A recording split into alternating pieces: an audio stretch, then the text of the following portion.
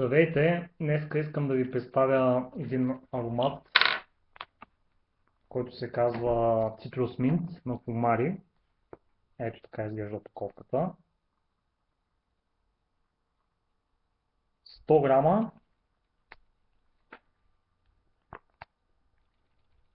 Тютюнът е много ситно нарязан, бих казал прекалено ситно.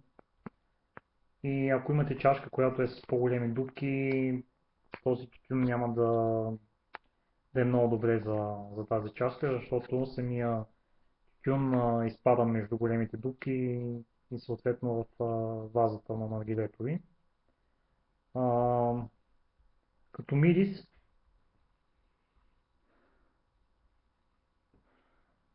цитрус минта, значи за мен лично има така мирис на портокал, лимон и мента. А, Аз пуша с моето наргиле Карио Мамун. Ето го има куча за това наргиле.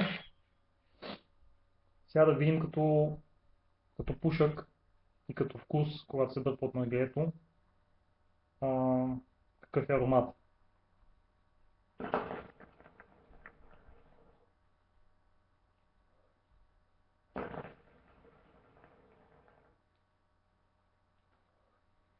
Запалих преди 10 на минути някъде наргиле и мисля, че му трябва още малко, за да придобие наистина естествения пушък, който създава фулмари. Но наистина на мен тютюна фулмари, след може фулмари, фантазия и роман, който ги познава тези тютюни, за мен са най-добрите в света. Не говорим в Европа, говорим в целия свят. Пушил съм най-различни тютюни, но това са най-добрите марки. Ако може да се снабдите с тях, наистина това е едно великолепно усещане и мога силно да ви ги препоръчам.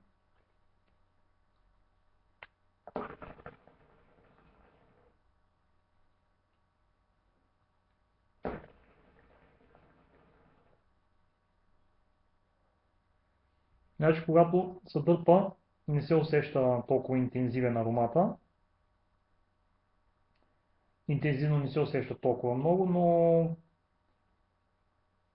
може би портокала се усеща до някъде и ментата. Разбира се, за първи път го пуша, нали, пушил съм и други разновидности на фумари. За първи път пуша цитрус минта. За сега мога да кажа, че аромата напълно ме задоволява. Може би след няколко пушения ще мога да кажа наистина последно мнение, но като цяло това е един великолепен тютюн и който и да е аромат да вземете от тези марки, било то на Фумари или Фантазия или на Рома, няма да сбъркате, защото там почти всички аромати са хубави. Благодаря ви за гледането. Довиждане и до нови срещи!